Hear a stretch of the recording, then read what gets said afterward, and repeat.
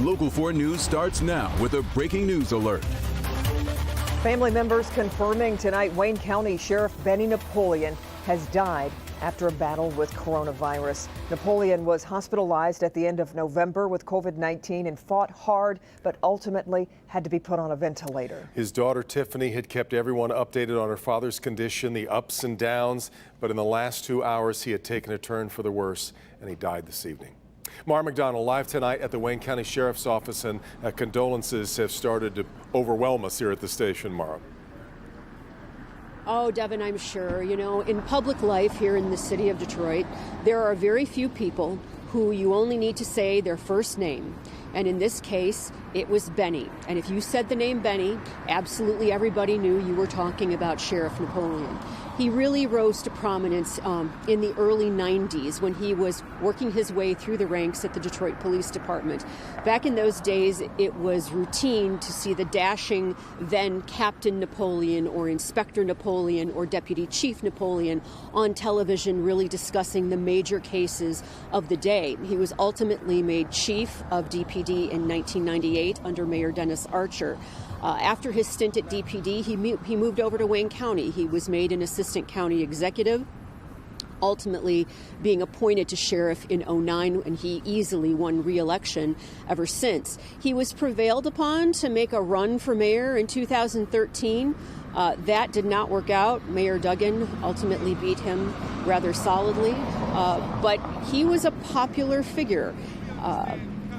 His daughter Tiffany has been keeping people updated on her father's condition all this time, and to understand how Sheriff Napoleon was perceived here, I think all you have to do is look at how people responded on social media. For example, City Council President Brenda Jones' Chief of Staff, who is also well known, Stephen Grady, would routinely update people on Sheriff Napoleon's condition, and it was always prefaced with this: "Here is an update on our Benny," or "Please continue to say prayers for our Benny."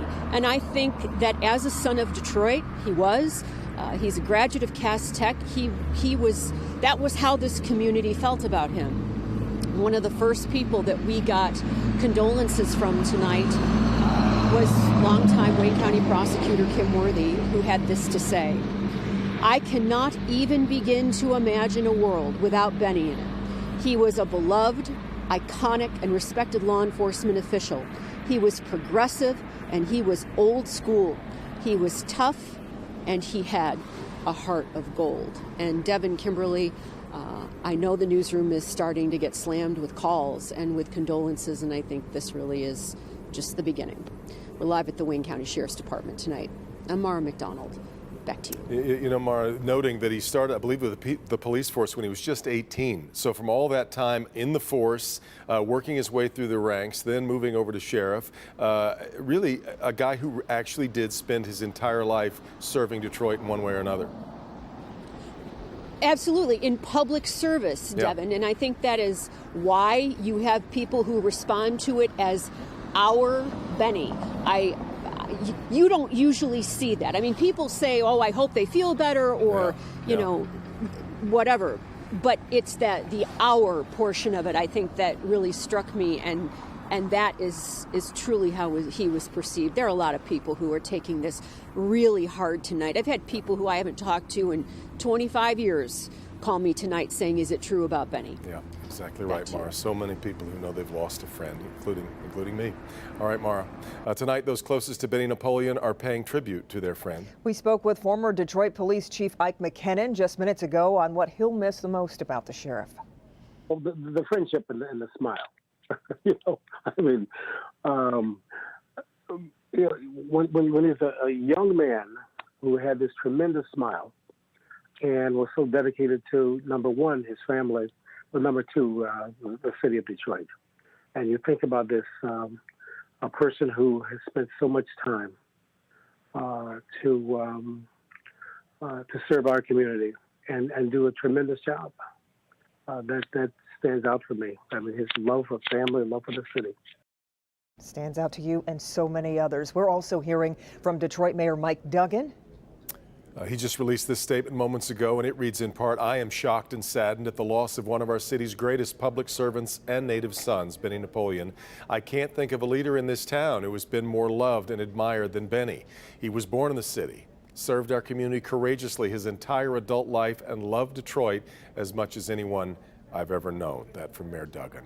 And condolences, as we were mentioning in our conversation with Mara, keep pouring in for Napoleon's family. We're posting reactions right now on our website, clickondetroit.com, and we'll bring you updates first thing in the morning on Local 4 News Today.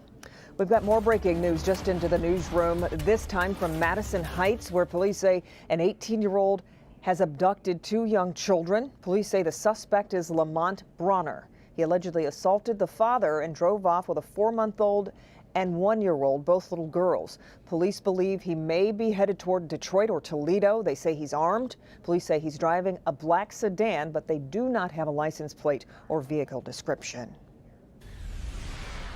A second vaccine has now been recommended for emergency use. The FDA Vaccine Advisory Panel voting today to recommend the FDA grant an emergency use authorization for the Moderna vaccine. The FDA does not have to follow the recommendation of its advisory committee, but it is widely expected to do so, and the decision could come tomorrow. Like the Pfizer vaccine, Moderna's vaccine is close to 95% effective after 2 doses. The vaccine could reach Americans by Monday, with nearly 6 million doses ready to ship across the U.S. once it gets the green light.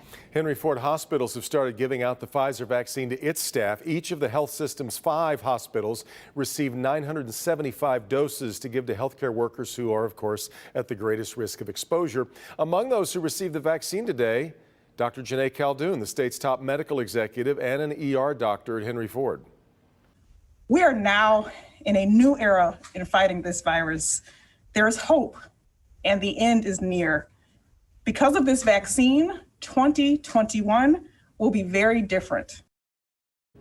As the vaccine rollout gets underway at more hospitals today, the state reporting 4,024 new cases of COVID-19 over the past 24 hours. That's almost right in line with yesterday's total. 190 new deaths are also being reported, including 125 from a review of past records.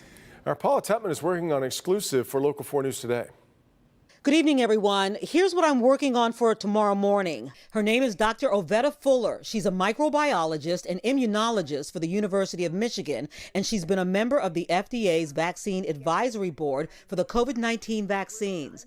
Last week, she voted no on Pfizer's request for an emergency use authorization, but today she voted yes for Moderna. I did give a yes vote this time. People will look at those who voted no the last time and those who voted yes this time and go, I'm going with Moderna.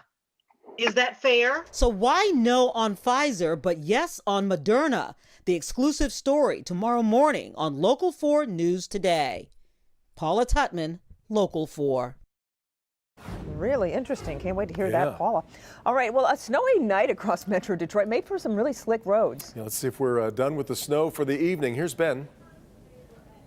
Yeah, this turned out to be almost identical to what we saw last night, guys, where it would sort of blew up there at 5 and 6 and then just sort of faded away as we got into the mid-evening. And there's really not much left on Storm Tracker 4, just a couple blips showing up out there. These are going to continue to fade as we head through the overnight, and we'll wake up dry tomorrow morning. But 2-day totals, even though it was an inch or less both days, you add them up, and it was 3.4 inches hanging around in Berkeley. Romulus 2.6. Again, those are 2-day totals for both Wednesday and Thursday. So starting out tomorrow morning in the mid-20s, we will get warmer to the mid-30s in the afternoon. And then as we go forward into the next 4 days, our biggest impact is going to be on Saturday. We'll look at our rain snow chances then, and of course talk about some big changes for Christmas Eve and Christmas Day. All that in just a few minutes, guys. Okay, Ben, thank you.